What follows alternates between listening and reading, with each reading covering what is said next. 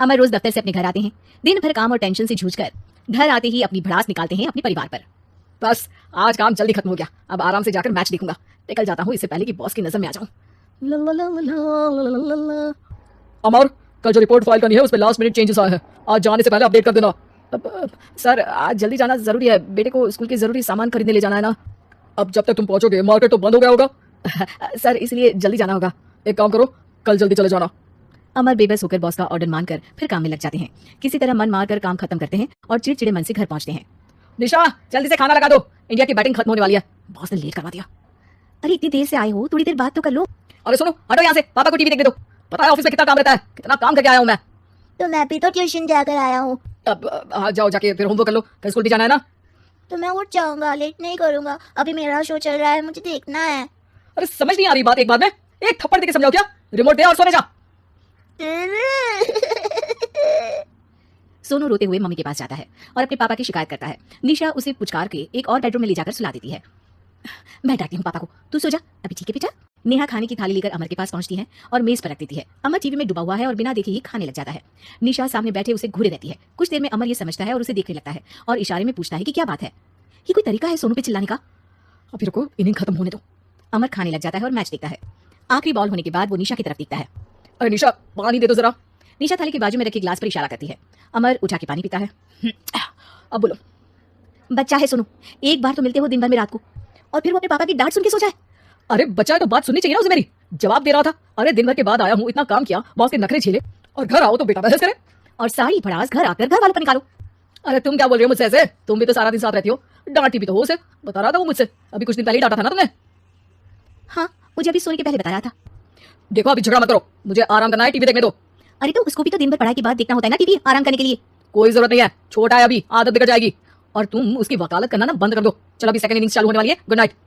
अमर फिर से टीवी देखने लगता है और निशा उसे। कुछ सेकंड्स में वो उठ के जाने लगती है।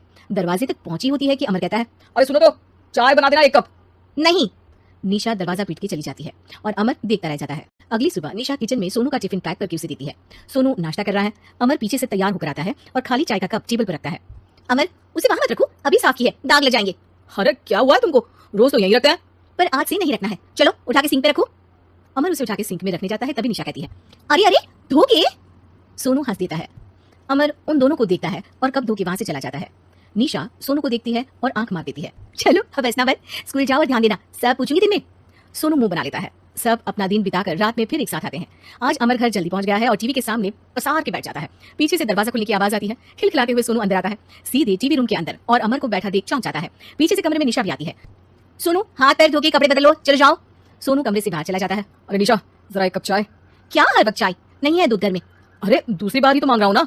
दूध वाले को बोला था दूध एक्स्ट्रा 1 लीटर लेकर आना, वो 1 लीटर कम लेकर आया। आज तुमको चाय नहीं मिलेगी, खीर बना दिया पूरे दूध की। अरे दूध वाले की गलती के लिए मुझ पर क्यों चिढ़ रही हो? मैंने क्या किया? तुम भी तो यही करते हो ना, ऑफिस में किसी की गलती हो तो घर आके चीखते हो। चाय पीनी है तो दूध लाना पड़ेगा नीचे से। अरे पर तुम नीचे से ही आई ना। मैं भूल गई, तुम भी तो नीचे से आए। निशा कमरे से बाहर जाती है और सोनू अंदर आता है। वो अमर को देखता है, फिर कुछ बोलता नहीं है। अरे क्या हुआ सोनू? मेरा टीवी देखने का टाइम है अभी। आज रात को देख लेना। देखो आप ना परेशान मत करो, आज ऐसे ही टीचर से डांट सुन ली है, अब आपकी नहीं सुनने वाला। अच्छा क्यों डांटा टीचर ने? क्योंकि मेरा प्रोजेक्ट इनकम्प्लीट था, आपने सामान ला के नहीं दिया और आपकी वजह से सब हंसने लगे मेरे पे। अब आप जाओ। सोनू टेबल पे रखा रिमोट उठाता है और चैनल बदल के बैठ जाता है। अरे ये क्या तरीका है बात करने का? तो आपसे ही तो सीखा है, बाहर का गुस्सा घर पे निकाल दो। अमर उठ के दूध लेने चला जाता है। कुछ देर में लौट के वो चुपके से निशा और सोनू को टीवी देखते हुए देखता है और किचन में चला जाता है। 3 कप चाय बनाकर वो टीवी कमरे में पहुंचता है। आज मेरे हाथ की चाय पी लो। इस बदले बर्ताव को देख के निशा और सोनू चौंक जाते हैं। अपना कप उठाकर चाय पीने लगता है। अमर एक बैग निकाल के सोनू की तरफ बढ़ाता है।